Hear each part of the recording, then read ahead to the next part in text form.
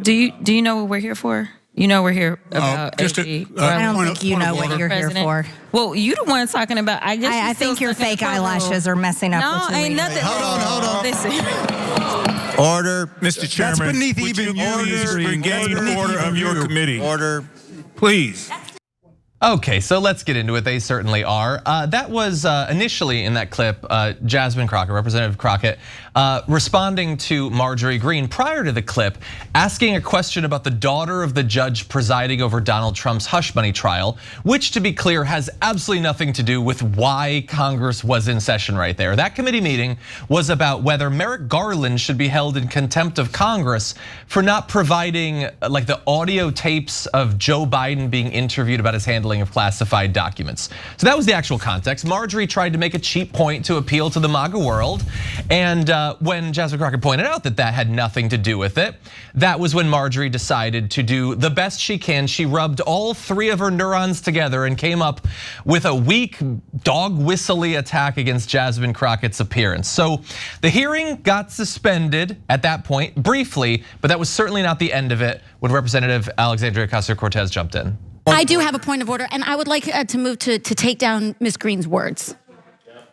That is absolutely unacceptable. How dare you attack the physical appearance of another person? Are your feelings hurt? Her words down. Oh, girl, baby girl. Oh, really? Don't even play. Baby girl? I don't think we are going to move, and we're going to take your words down. I second that motion. Ms. Greene agrees to strike her words. I believe she should apologize. No. Perry, okay, hold on. Then after Mr. Perry's going to be recognized, then Ms. Greene I'm not has 4 minutes and 21 well, seconds. then reserve the right to object. I am not apologizing. Now let's go. Come on, guys.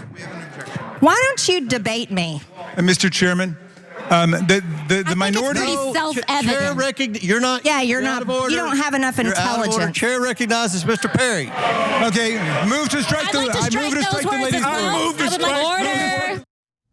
Generally, you hear comments like those coming from Greene being shouted at, like teachers at a PTA meeting or something like that. Unfortunately, Marjorie Greene is actually a party to that meeting. But again, that was not the end of it. We're gonna give Jasmine Crockett the final word.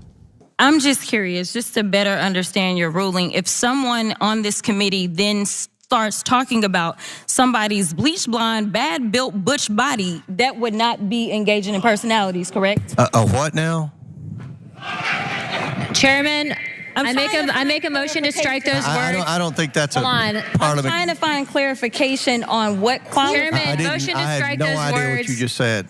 We're not gonna do this. Look, you guys earlier literally just said You just voted to do it. Y'all did it first, so you don't want to talk about it. Voted to do it. Order. I'm trying to get clarification. Look, calm down. No, because this is what y'all do. So I'm trying to get Ms. Crockett, you're not recognized. Ms. Crockett. I can't hear you with your yelling. Don't want calm me to down. Be, Can you please calm down? Don't tell me to calm down. Calm down. Because y'all talk noise and then You're can't out of take control. Because if I come and talk about her, y'all gonna have a problem. Okay, so I certainly have thoughts, but Cenk, what do you make of that? Pausing here to deliver some honest truth as we do in our news coverage as well. TYT is facing challenges, guys, as the entire industry is. You know who could make the difference? You. If you hit the join button below, it's gonna make all the difference and keep us in business. We appreciate you, thank you. I'm gonna do a slightly ironic defense of Marjorie Taylor Greene in a second, and then I'm gonna also unleash on a couple of things that she said there. But first, actually, I'm curious, Mondale, is the fake eyelashes thing racial? I think the content, yes, it absolutely is racist, and I think it has to do with what European standards of beauty are, and not what African American women of African descent classify. So it's again a white woman trying to tell a black woman how and what beauty is and what is acceptable as it pertains to what you add to your body or take away from your body. So in that context, I think that's the context that people are making it about race. Yeah. So and let me be clear. I like the Crockett strike back. Okay. And so the part that I'm mildly ironically defending Marjorie Taylor Greene on is I don't care about decorum. So I think it's great that they had a shouting match. I love that all rules of etiquette have been broken. I don't think it's like, oh my God, they're third graders. I'm so disappointed with what's happening. No, people in Congress need to be yelling at each other a lot more. So I'm glad that has begun. Now, having said that, who's right, who's wrong? She says to AOC that she doesn't have enough intelligence to debate Marjorie Taylor Greene. See, that's why I like Crockett's strike back, because okay, we're talking about looks. Okay, as long as it's all right to talk about looks, then I'm gonna talk about looks. So let's be clear. I mean, don't tell me that she doesn't have to apologize, but then I can't say the same things that she said, right? So that I enjoy a lot. In terms of, and then the calm down trick that they did on Representative Crockett drives me crazy. So that's the number one trick that folks use on me when we get into a debate about Israel. You know, they'll say horrible, disgusting things. And then when I respond, they're like, oh, just calm down. What's the big deal, right? As if they're the calm ones, etc. But guys, this is what I'm curious about in terms of both of your reactions. Look, I think that etiquette has kept these folks from criticizing each other about the most important thing in the world, which is money in politics. They're all taking, well, not all, but a lot of them are taking bribes, legalized bribes. And I want all of this decorum BS to break down. So, and then it's beginning to happen on the right and the left, where they're beginning to say, yeah, look, I got a problem with your eyelashes. I got a problem with the fact that you have a busted body or whatever that thing is. But also I have a problem with that guy over there taking tons of money from oil companies and defense contractors. That has begun to happen. In the perfect decorum world, that never happened. And I would much rather have that happen and have some fights along the way than not have it happen. So that's my potentially unique opinion. Mondale, what do you think? I don't think it's unique. I think our politics are absolutely too nice, fake nice, with decorum and all of these rules. I appreciate the back and forth. I grew up in a community that cracking jokes on people was a thing, and I think Marjorie Taylor Greene might have just found out that in one we call a snapping session, she just got bissed. She got, the B word means something completely different now. On one take, her little eyelash joke took her all the way into Black culture. She learned real quick how quick we are when it comes to snapping jokes on people. I think there's some beyond the funny part. I think there's some truth to what you're saying, Cenk, in that we need to have people screaming about how ridiculous it is, how sickening our politics are, where that Donald Trump is a candidate for somebody, whereas the Supreme Court can show up in the manner that they are. And the gerrymandering that is a part of our politics, also somebody should be screaming about that as well. So I'm super happy about it. I was hoping for more. I'm sad it's only a 3-minute clip. And you know, I just remembered Mondale. For those of you who don't know, Mondale is the mayor of Enfield, North Carolina, and he's the one that took down the Confederate statue there. And people thought that that was a violation of etiquette and decorum. And the reason he's on here in the first place, so after all those years, is because he violated decorum and etiquette in a way that I absolutely loved, and we loved here at the network. So that's a good principled position, John. Yeah, I find it to be fun. I do. I like parts of it. I don't like others. I agree, like, with the general idea of what you're saying. I don't know if this is a great example of it. Like, if it was being willing to like call out like either hypocrisy or their funding or something like that, then that would be one thing. But the origin of this was Marjorie Greene decided that this BS hearing, which is already BS, they want tapes of Biden. There's no crime that they think is gonna be found on the tapes. They just want the tape because they think it'll make Biden look bad or whatever. And so they're doing the hearing, and that's not even enough for Marjorie Greene. So she has to bring up the New York judge's daughter. Again, has nothing to do with anything. The content of the actual hearing is BS. This is more BS than that. And Jasmine Crockett points that out. And that's what starts the breach of decorum, the attacking of the eyelashes. She points out that Marjorie Greene doesn't seem to know what the hearing is about, which is accurate because she's not talking about what the content of the hearing is. And then Marjorie Greene, it's not just that it's a dog whistle.